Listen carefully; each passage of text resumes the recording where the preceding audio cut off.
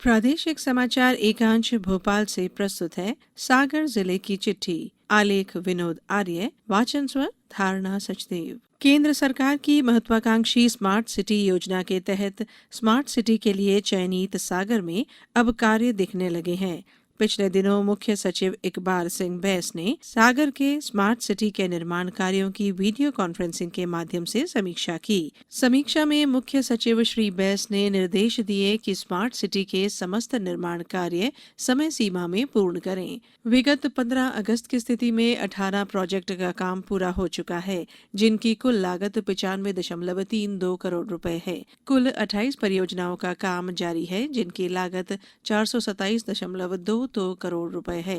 पिछले दिनों केंद्रीय खाद्य प्रसंस्करण उद्योग और जल शक्ति राज्य मंत्री प्रहलाद पटेल ने जिले के विकास खंड शाहगढ़ और बंडा में प्रधानमंत्री ग्राम सड़क योजना फेज 3 के अंतर्गत 5 सड़कों और 2 ब्रिज का भूमि पूजन और शिलान्यास किया। इस अवसर पर उन्होंने कहा कि हमें अपने संसाधनों की चिंता और कर्तव्यों का पालन करना होगा। केंद्रीय मंत्री ने प्रधानमंत्री ग्राम सड़क योजना के अंतर्गत 32 करोड़ 94 लाख रुपए की लागत के 7 कार्यों का भूमि पूजन किया, जिसमें 50 किलोमीटर की लंबाई की 5 सड़कों, 90 मीटर लंबाई के 2 ब्रिज शामिल हैं। इनमें प्रधानमंत्री ग्राम सड़क योजना के तहत शाहगढ़ विकास खंड के ग्राम तारपोह में बंडा बरायठा मार्ग से अमरपुरा सेमरा सानौधा मार्ग, ग्राम रवारा एनएच से रवारा से बुड़ना और ब्रिज गुगरा खुर्द से रवारा पापेट है। इसी प्रकार बंडा विकास खंड के अंतर्गत ग्राम पचनारी में सहावन से पड़रिया मार्ग, छापरी तिड्डा से चकेरी बिनेका गौदई मगरधा रोड, एमडीआर पचनारी मार्ग शामिल हैं। आजादी का अमृत महोत्सव के तहत सागर जिले में विभिन्न कार्यक्रम आयोजित किए जा रहे हैं। इसी सप्ताह के अंतर्गत महात्मा गांधी की जयंती पर शहर में 75 स्थानों पर एक साथ स्वच्छता अभियान चलाया गया। इसमें नागरिकों, अधिकारियों, विभिन्न संगठनों, स्मार्ट सिटी और नगर निगम के अधिकारियों, कर्मचारियों ने उत्साह से हिस्सा लिया। सागर के डॉक्टर हरि सिंह गौर विश्वविद्यालय की नई कुलपति प्रोफेसर नीलिमा गुप्ता ने कार्यभार संभाल लिया है। उन्होंने विश्वविद्यालय के सभी स्कूल डीन, विभागाध्यक्ष और विभिन्न प्रशासनिक निदेशकों के साथ बैठक की। उन्होंने ग्रामीण विकास से संबंधित पाठ्यक्रम और स्किल बेस्ड पाठ्यक्रमों को लोकप्रिय बनाने पर जोर दिया। उन्होंने अंबेडकर चेयर को फंक्शनल बनाने और विश्वविद्यालय के समाजशास्त्र विभाग को पंडित दीनदयाल उपाध्याय चेयर, विधि विभाग को डॉक्टर गौर चेयर के लिए और महिला अध्ययन केंद्र स्थापित करने के प्रस्ताव तैयार करने के लिए भी आवश्यक दिशा निर्देश दिए।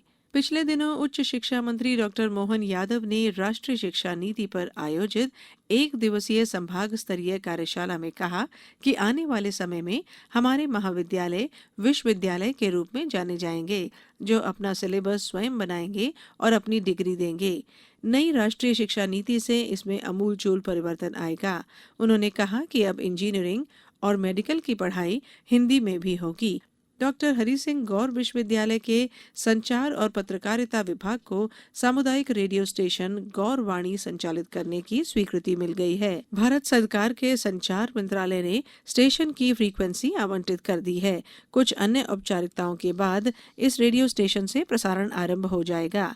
Radio station doctor Hari Singh Gour को समर्पित करते हुए इसका नाम गौरवाणी रखा गया है। इसका प्रसारण 89.6 मेगाहर्ट्ज पर होगा। प्रदेश के स्थापना दिवस पर सागर में आयोजित कार्यक्रम में सांसद राज बहादुर सिंह ने कहा कि मध्य प्रदेश की पहचान शांति के टापू के रूप में संपूर्ण भारतवर्ष में है और इस पहचान से हम गौरवान्वित हैं।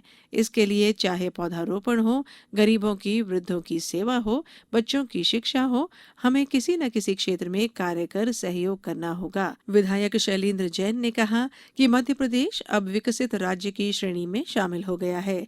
उन्होंने कहा कि मध्य प्रदेश न केवल क्षेत्रफल की दृष्टि से, वन संपदा की दृष्टि से भी भारतवर्ष में अग्रणी है। सागर जिले की चिट्ठी समाप्त हुई।